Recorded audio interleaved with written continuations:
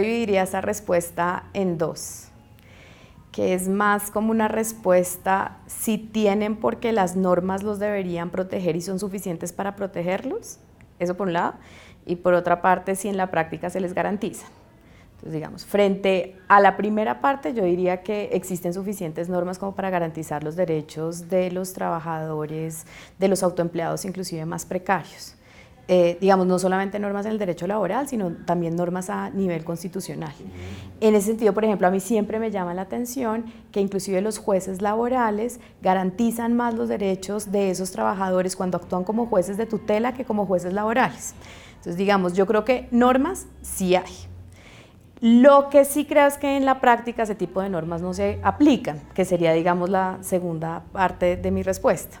Y entonces, ¿por qué no se aplican? Porque existen muchas barreras de este tipo de trabajadores precarios para acceder a la administración de justicia. Una, digamos, obvia para acceder a la justicia laboral es que la justicia laboral sobre todo acceden quienes tienen un vínculo bilateral de empleo, ¿sí? O sea, quienes están empleados por alguien. Y en este caso precisamente estamos diciendo que los más precarizados están autoempleados, o sea, me estoy refiriendo a, en su mayoría, de recicladores, vendedores ambulantes, trabajadoras sexuales. La mayoría de ellos están autoempleados, la mayoría de hecho son mujeres, y como no tienen relación bilateral de empleo, pues es muy difícil acceder a la justicia laboral. Dicho esto, para acceder a la justicia laboral también usted necesita contratar un abogado y necesita, digamos, suficiente capital cultural como para saber a qué tipo de abogado acceder. No tienen la plata para contratar un abogado, si van a la Defensoría del Pueblo, digamos, es más o menos imposible que les asignen un abogado de oficio o al Ministerio del Trabajo o inclusive en un consultorio jurídico, donde tan pronto son recibidos, lo que les dicen, creo yo, inclusive con los pues por los funcionarios actuando de buena fe, es que no interpongan una demanda laboral porque sus pedidos normalmente son de cuantías tan menores que dicen nos va a costar más el abogado y todo el proceso y seguramente así gane, usted en últimas no tiene contra quién pelear, ¿sí? Entonces acceder a la justicia laboral en la práctica es muy complicado.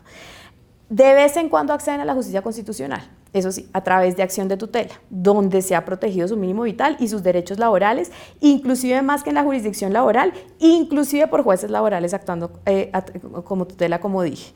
Pero eso igual también es muy difícil. Digamos que yo en parte de mi tesis doctoral hice trabajo de campo acompañando a este tipo de trabajadores a interponer acciones de tutela y hay una cantidad de barrera de acceso a la acción de tutela que no nos es dicha, ¿no? O sea, la acción de tutela en verdad no se puede interponer de manera oral.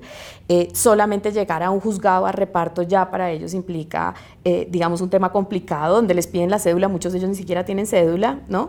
Les están diciendo, entrégueme una cosa escrita, no necesita abogado, pero entrégueme algo como una demanda escrita en 3 folios que además tiene que paginar de esta manera, mejor dicho, todo es muy agresivo y muy violento para una persona como las que me estoy refiriendo. Entonces yo decía, ellos en verdad solos no las interponen, entonces mi pregunta era, entonces ¿quién interpone esas tutelas por ellos, no? Porque finalmente en la jurisdicción constitucional pues hay más de 80 tutelas de trabajadores muy precarios, gente que se la rebusca en la calle solamente en Bogotá de 85.000 personas. ¿Sí?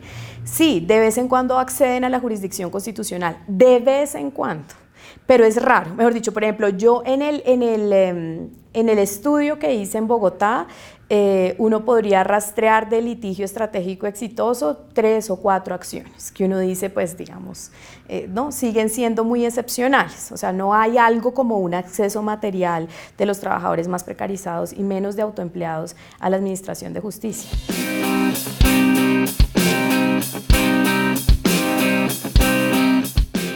Pues bueno, digamos que en cifras generales la mayoría de la población es informal, ¿verdad? Más o menos el 51%. De ese 51% informal, más o menos entre el 65 y 70% son autoempleados. O sea, estamos hablando de la nueva clase trabajadora. Es un montón de gente.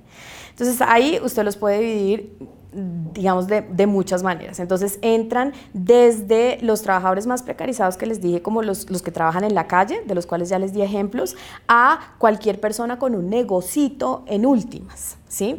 Que muchas veces tienden a confundirse con comerciantes, que tienden a decirse aquí aplicas el derecho comercial, pero que en verdad son, digamos, emprendedores entre comillas por subsistencia, ¿sí? Entonces es la persona que vende empanadas, pero no en la calle, sino en la esquina, o que vende cerveza en la esquina, o la mujer que hace masajes o que pinta las uñas, o las maquiladoras, que eso cada vez crece más, ¿no? Digamos, de industria manufacturera, las personas que inclusive tienen FAMI-empresas, que es como una de estos fenómenos que hasta ahora se está empezando a estudiar, que van desde empacar monas para álbumes metidos en la casa, ¿sí?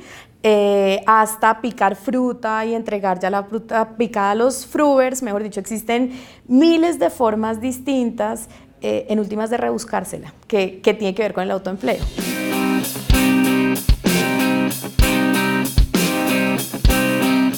Que pidan, yo no creo que ellos estén pidiendo mucho, en últimas porque no están organizados, en últimas porque por supuesto la organización sindical no llega a ellos, ¿sí? Que eso ya es una desgracia.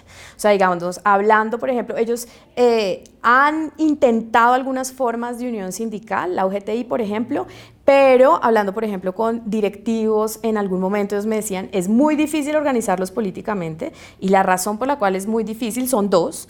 Una, básicamente porque dejan de trabajar un día y al otro día no comen. Entonces, citarlos a una reunión implica pagarles el diario y no tenemos con qué. Dos, porque no tienen un claro enemigo identificable, digamos, no hay un empleador. Entonces es el Estado, una cosa ahí súper nebulosa, pero entonces en última su organización es muy difícil.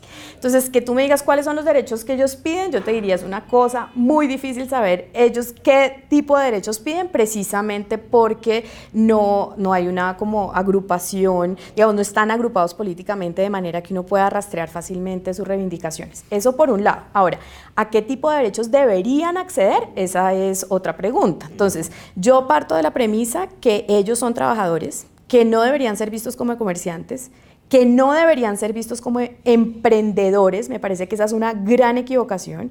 O sea, yo parto de la premisa que el emprendedor es quien tiene suficiente capital acumulado como para ponerlo en riesgo, y esta gente no tiene capital acumulado para ponerlo en riesgo.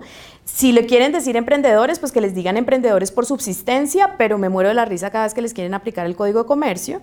Entonces, yo creo que de verdad deberían ser tomados en cuenta como trabajadores, y como trabajadores al menos le deberían garantizar su mínimo vital. En ese orden de ideas, el punto es, y entonces dime cuáles son los derechos. Y entonces yo lo que le puedo contestar es, desafortunadamente nuestro derecho laboral fue pensado con el proletariado en la cabeza, ese que en nuestro contexto nos llega al 4%, porque nos copiamos más de una realidad del norte global que de nuestra propia realidad. O sea, la clase trabajadora en Colombia no es una clase que entre en relaciones bilaterales de empleo en una empresa o en una industria. Entonces, en ese orden de ideas tenemos un derecho montado para una clase trabajadora que porcentualmente, digamos, es mínima en Colombia, y donde no están los trabajadores más precarios. Entonces, en ese sentido, si usted me dice, ¿y estos trabajadores qué? ¿Deberían acceder a, no sé, vacaciones, primas, cesantías? Yo le digo, pues está muy difícil, porque precisamente todo ese tipo de garantías están pensadas para relaciones bilaterales de empleo. Yo lo que creo es que a estos trabajadores al menos se les debería garantizar un acceso mínimo vital, que es lo que la Corte Constitucional y que los jueces a través de tutela han intentado garantizar, al menos eso, en condiciones dignas. Y dicho esto, yo sí creo que entonces la pelea se debería dar en otros ámbitos. Se me ocurren dos, por ejemplo, para ayudarlos precisamente. Dos que en este momento no existen, pero que ahí vamos. Uno, que es definitivamente romper la relación entre trabajo y seguridad social, que ahí se va dando un poquito, ¿sí? Pero no puede ser que solamente se tenga acceso a seguridad social, especialmente a salud y pensiones, y se está en un vínculo bilateral, sabiendo nosotros que los más pobres de los pobres no están en vínculo bilateral, ¿sí? Entonces, ahí vamos. Digamos que, por ejemplo, en Bogotá con el CISBEN, pues en salud, ¿no? Ha mejorado mucho la cobertura en salud, y que a usted lo metan en el CISBEN si no depende de que esté empleado, afortunadamente. A pesar de que la pensión sí sigue atada del todo al vínculo de empleo. Entonces, ¿qué deberíamos pensar? Pues en romper eso por lo menos, ¿sí? ¿Qué deberíamos pensar? En que probablemente el ingreso no dependa del empleo, porque para allá no va el mundo. Entonces, deberíamos pensar, por ejemplo, en la posibilidad de un ingreso mínimo global. O sea, usted nace y le dan una cantidad de plata por el hecho de ser ciudadano, por ejemplo, desde el día en que nace, lo cual no es financieramente imposible, ya se han hecho los cálculos, ese no es el problema. Pero en últimas lo que sí tenemos que pensar es que la mayoría de prestaciones sociales básicas no estén asociadas a un empleo que en este momento no existe para los más precarios.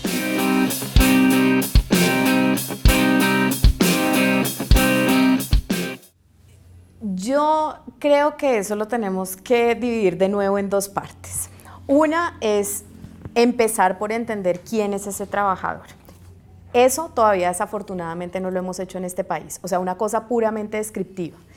¿En qué sentido? Y es que tenemos muy pocos estudios, tanto cuantitativos como cualitativos, que nos den suficiente información como para saber quién es ese trabajador, ¿sí? Lo pongo en otros términos.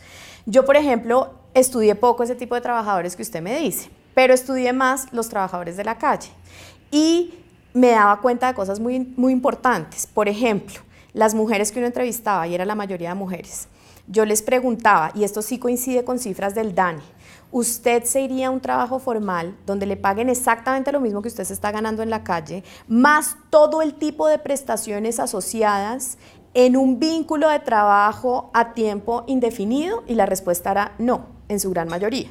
Entonces uno tiene que empezar a entender la lógica de ellos. ¿Y por qué no? Entonces estas mujeres me decían, por ejemplo, pues yo no puedo estar en un trabajo donde tenga que ir 8 horas diarias porque tengo que cumplir funciones de cuidado, porque tengo 3 jornadas laborales, porque entonces ¿quién va a recoger a mis hijos del colegio? Porque ¿quién va a cuidar a mis padres que están enfermos? Porque si yo me enfermo acá mis hijos me pueden cubrir, si yo me enfermo en el trabajo nadie me va a cubrir, por una infinidad de razones que hacen que la vida sea infinitamente más compleja de lo que uno se imagina.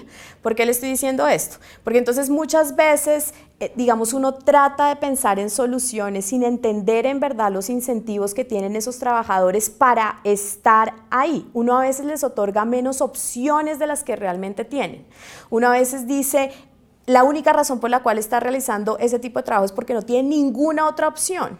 Y lo que a mí me ha demostrado el trabajo de campo es que a veces sí tienen otras opciones, precarias todas, no estoy diciendo, digamos, que sean mucho mejores, pero que sí tienen algunas otras opciones, pero hay unas razones en específico que los mantienen ahí, ¿sí?